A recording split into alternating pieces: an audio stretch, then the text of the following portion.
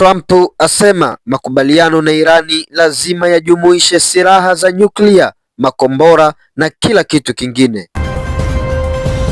Washington.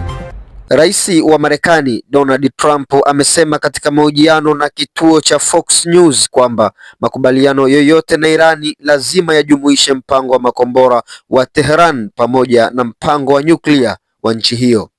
Rais Donald Trump atakuwa mwenyeji wa waziri mkuu wa Israel Benjamin Netanyahu katika ikulu ya White House siku ya Jumatano, huku mvutano ukiendelea kuongezeka katika eneo la Mashariki ya Kati na mazungumzo yakizidi kupamba moto huku kuzuia mpango wa silaha za nyuklia wa Iran.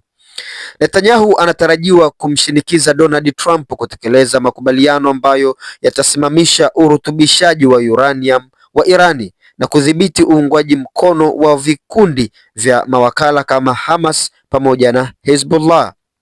Nitawasilisha kwa rais mtazamo wetu kuhusu kanuni ya mazungumzo haya, Netanyahu aliwaambia waandishi wa habari kabla ya kuondoka kuelekea Marekani.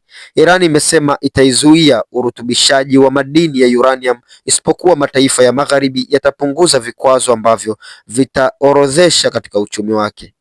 Ziara ya Netanyahu siku ya Jumatano inaashiria safari yake ya 6 nchini Marekani tangu Trump arejee madarakani zaidi ya kiongozi yoyote yule duniani. Mshirika wa karibu wa Trump, Netanyahu, kwa muda mrefu amekuwa akisema kuwa Irani inawakilisha tishio la usalama lililopo kwa Israel na ameisukuma Marekani kuzuia ushawishi wa Tehran katika eneo hilo.